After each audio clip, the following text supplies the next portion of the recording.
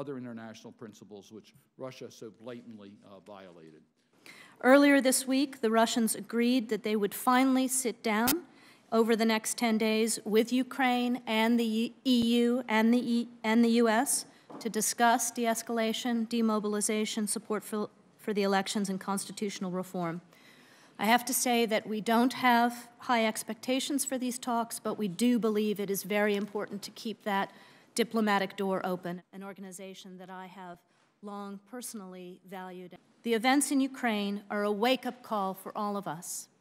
Everything we have stood for over 40 years as a community of free nations is at risk if we allow aggressive acts to go unchecked and unpunished. Other international principles which Russia so blatantly violated. They've now, through a combination of negotiation and very surgical police action, cleared the 2 buildings in Kharkiv. They've cleared one of the buildings in Donetsk, and they're working on the last 2.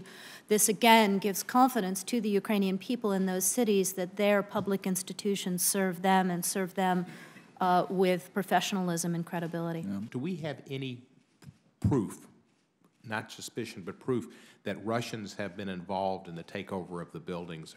The evidence is overwhelming that this was a very carefully orchestrated,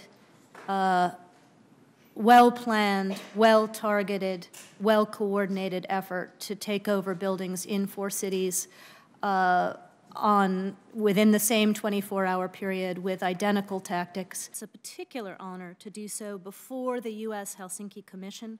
There are also a number of absolutely wild stories, like in Kharkiv, where when the mob first started forming, it showed up to take over the opera house rather than what its intended target turned out to be, which was the local administration building and the local interior building, indicating that these were not boys from Kharkiv, and they were not quite as well planned and executed as they might have been, opera house not being a very significant threat.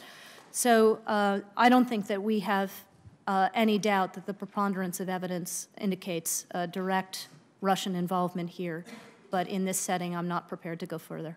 I would yield to any of my